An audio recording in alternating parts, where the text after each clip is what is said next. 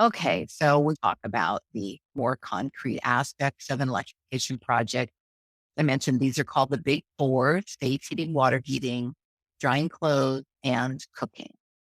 And I've got a bit of information about each of these, really focusing at a pretty high level, but just on some of the more prominent issues associated with these.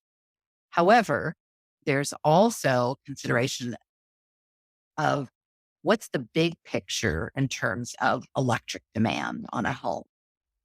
There may be an EV present or in the future, or in some cases, multiple EVs planned for.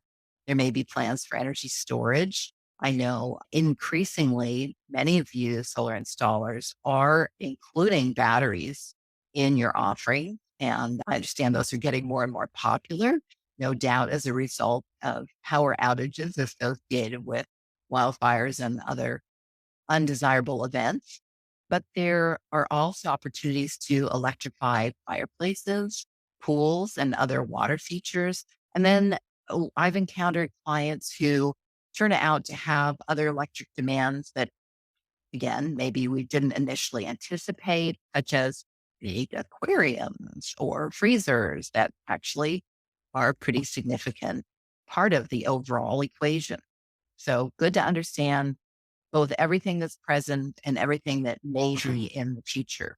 As solar installers, I'm sure this is not news to you. You're going to be looking at the existing electrical capacity and open circuits in the panel.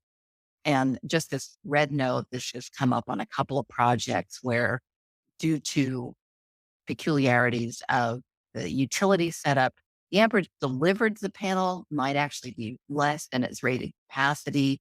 So it's conceivable that's something that you may need to investigate further. Okay. And of course, you're going to check out what's the situation for outlets in all of the big four locations, as well as any other locations where any electrical improvements may be part of that laundry list. And just wanted to draw attention to this note in the center of the screen that there are 120-volt options available for both heat pump water heaters and kitchen cooktops. So if there are capacity constraints in those areas, just keep in mind that you may be able to offer some suggestions about those.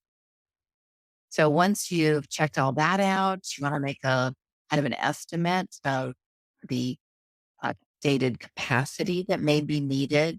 This is just an example.